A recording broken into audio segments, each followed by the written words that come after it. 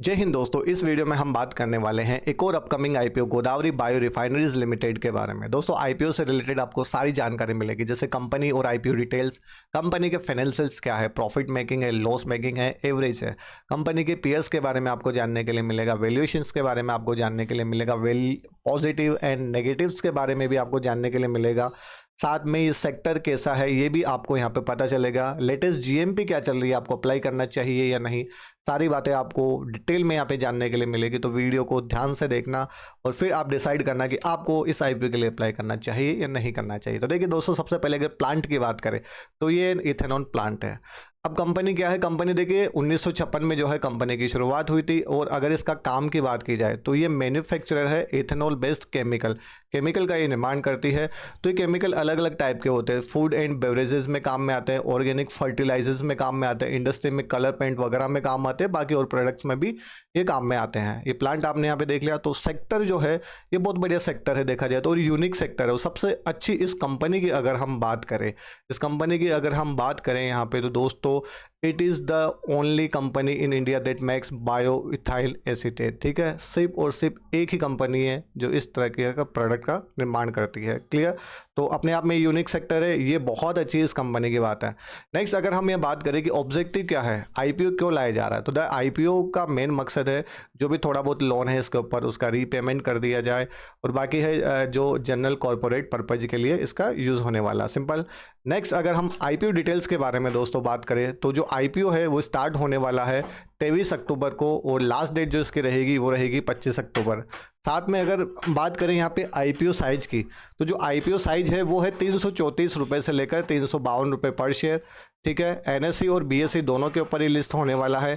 IPO size की अगर हम दोस्तों बात करें यहाँ पे, तो आईपीओ जो साइज है वो 554.75 करोड़ का है, जिसमें ऑफर फॉर सेल की अगर हम बात करें, ऑफर फॉर सेल की अगर हम बात करें तो वो है 229.75 करोड़ का, और फ्रेश इश्यू है यहाँ पे 325 करोड़ रुपए। जहाँ साथ ही अगर हम फेस वैल्यू की अगर बात करें तो वो है 10 रुपये पर शेयर। ठीक है, और प्रोमोटर होल्डिंग की अगर हम बात करें तो फिलहाल है 81.06%, और promoter holding post IPO after IPO कितनी हो जाएगी 63.31%। वहीं अगर हम बात करें जैसे आपका जो अलॉटमेंट है वो आ जाएगा 28 अक्टूबर को, सिंपल। नेक्स्ट दोस्तों अगर हम बात करें कंपनी के फाइनेंशियल्स की, देखिए कभी भी किसी आईपीओ में अगर हम अप्लाई करने जा रहे हैं तो मेन तो उसका फाइनेंशियल्स तो होते ही होते हैं, साथ में फ्यूचरिस्टिक भी देखना है कि ये कंपनी क्या फ्यूचर में इसका स्कोप ठीक रहेगा, क्या इसका जो बिजनेस है वो फ्यूचर ओरिएंटेड है, तो ये बातें भी आपके दिमाग में होनी चाहिए। तो बेसिकली अगर हम बात करें यहाँ पे 2022 से लेकर 2024 तक, तो जो असेट है उसमें लगातार वृद्धि आपको देखने के लिए मिल रही है। रेवेन्यू की अगर बात की जाए तो रेवेन्यू पहले बढ़ा है 2022 से 23 में, लेकिन फिर यहाँ पे कमी होते हुए दिख रही है। तो रेवेन्यू जो है लगभग 15% यहाँ पे कम होता हुआ हमें दिखाई दे रहा है। वही प्रॉफिट आफ्टर टैक्स की अगर बात करें तो प्रॉफिट आफ्टर टैक्स भी आप देखोगे 22 से 23 में बढ़ा है, लेकिन 23 से 24 में कम हुआ है, ये लगभग 37% तक गिरा है। ठीक है, रेवेन्यू में कमी है, प्रॉफिट आफ्टर टैक्स में भी यहाँ पे हमें कमी देखने के लिए मिल रही है। रेवेन्यू यहाँ पे जो नेटवर्थ है वो लगातार आपको बढ़ती हुई दिखाई दे रही है।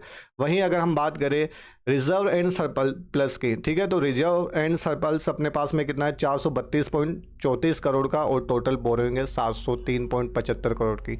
एक तो कंपनी प्रॉफिट नहीं दे रही, ऊपर से कंपनी के पास में उधारियाँ ज़्यादा है, तो कहीं ना कहीं फिलहाल जो है ये प्रॉफिट मेकिंग कंपनी हमें बिल्कुल दिखाई नहीं दे रही है। ठीक है, तो फाइनेंशियल्स इस कंपनी के हम बोल सकते हैं कि फाइनेंशियल्स कंपनी के स्ट्रॉन्ग नहीं है। ठीक है, एक बात आपको यहाँ पे क्लियर।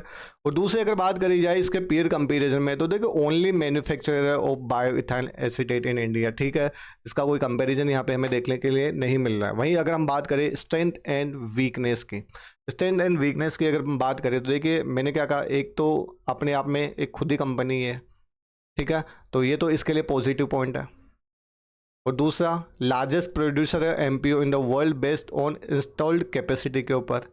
वहीं अगर हम बात करें इसकी वीकनेस की, मेजर जो वीकनेस क्या है, ये डिपेंडेंसी एक ही चीज़ के ऊपर, इथेनॉल बेस्ड जो प्रोडक्ट है इसी के ऊपर इसकी डिपेंडेंस है। लेकिन आप इसको ज़्यादा हम वीकनेस के हिसाब से यहाँ पे नहीं ले सकते हैं, क्योंकि देखिए काम में तो आने वाली है सब चीज़ें। ठीक है, इंडस्ट्री में भी काम में आने वाली है, फर्टिलाइजर्स में भी काम में आने वाली है, फूड एंड बेवरेजेस में भी काम में आने वाली है। तो फ्यूचर के हिसाब से अगर हम देखें भले ही इसके जो है फिनेंशियल्स अच्छे नहीं हैं, तो देखिए फाइनेंशियल्स बहुत सारे बातों के ऊपर डिपेंड करते हैं, लेकिन फ्यूचर ओरिएंटेड बिजनेस तो है। क्लियर।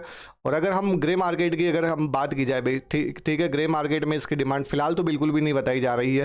फ्लेट लिस्टिंग का यहाँ पे आसार बताए जा रहे हैं, और बाकी जो है अभी 1-2 दिन, जैसे कल से आईपीओ स्टार्ट हो रहा है, तो भी 1-2 दिन में पता चल जाएगा हमें कि ग्रे मार्केट में डिमांड इसकी क्या रहने वाली है, उसके हिसाब से भी थोड़ा आइडिया हमें मिल जाएगा। बाकी फ़िलहाल के अकॉर्डिंग ग्रे मार्केट में कोई अच्छी खासी यहाँ पे डिमांड नहीं बताई गई है। तो मैं इस आईपीओ के लिए फ़िलहाल के अकॉर्डिंग मैंने डिसीजन ले लिया, मैं इस आईपीओ के लिए बिल्कुल भी अप्लाई नहीं करने वाला हूँ। जैसे आईपीओ की लिस्टिंग होगी उसके बाद में मैं डिसाइड करूँगा, जैसे ही मुझे लगेगा कि ये सही टाइम है एंट्री करने का, मैं इसमें लॉन्ग टर्म के लिए ज़रूर अप्लाई करूँगा। दोस्तों मैंने यहाँ पे जो भी पॉइंट्स अवेलेबल थे वो आपको समझाने की कोशिश की है। कोई भी डाउट हो एक बार कमेंट जरूर करना। बाकी दोस्तों आपका एनालिसिस खुद का होना चाहिए किसी भी आईपीओ के लिए अप्लाई करने के लिए, मेरी ओर से कोई रिकमेंडेशन नहीं है, लेकिन आप कमेंट करके ज़रूर बताना क्या आप इस आईपीओ के लिए अप्लाई करना चाहोगे तो किस लिए, लिस्टिंग गेन के लिए, शॉर्ट टर्म गेन के लिए, या फिर लॉन्ग टर्म गेन के लिए। दोस्तों अगर वीडियो पसंद आए तो हमारे साथ में कंटिन्यू बने रहिएगा। आपको नेक्स्ट वीडियो मिलने वाला है एफकॉन्स इंफ्रास्ट्रक्चर आईपीओ के बारे में, जो एक और नया आईपीओ है और आने वाला है।